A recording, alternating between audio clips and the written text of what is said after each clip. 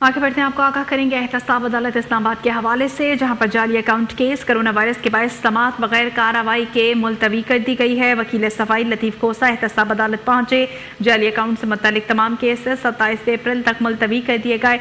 आसिफ सरदारी पर फर्द जुर्म आयद करने के लिए अदालती कार्रवाई भी 27 अप्रैल तक मुलतवी कर दी गई। अदालती अमले ने तमाम केसेस रिलिस्ट कर दिए। आपको आगाह करें एहतसाब अदालत इस्लामाबाद के हवाले से, जाली अकाउंट्स केस कोरोना वायरस के बायस समाअत बगैर कार्रवाई मुलतवी कर दी गई।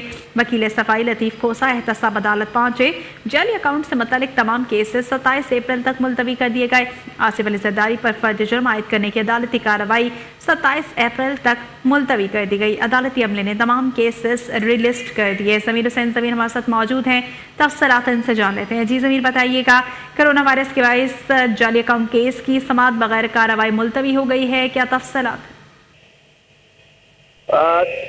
इस्लामाबाद इस्लाम अदालत के जाली अकाउंट केस की समाअत जो है वो बगैर कार्रवाई के मुलतवी कर दी गई है। वकील सिपाही जो है लतीफ खोसा आज इस्लामाबाद इस्लाम अदालत पहुंचे थे और जाली अकाउंट के मुतल्लिक तमाम केसेस जो है वो 27 अप्रैल तक मुलतवी कर दिए गए। आसिफ अली जरदारी पर आज फर्द जुर्म आयद की जानी थी, उसकी अदालती कार्रवाई भी जो है वो 27 अप्रैल तक मुलतवी कर दी गई है और अदालती अमले ने तमाम केसेस की जो है वो तमाम केसेस को रिलीज कर दिया है और मुकर्रर तौर पर आज जो फर्द जुर्म आयद होनी थी वो भी टल गई है और 27 अप्रैल को यह मजीद इस केस की समाअत होगी। जी, बहुत शुक्रिया ज़मीर हुसैन तफसीलात से आगाह करने के लिए।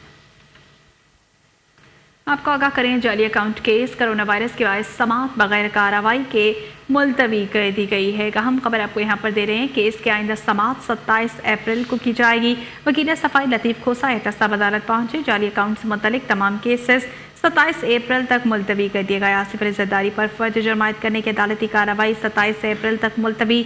अदालती अमले ने तमाम केसेस रिलिस्ट कर दिए।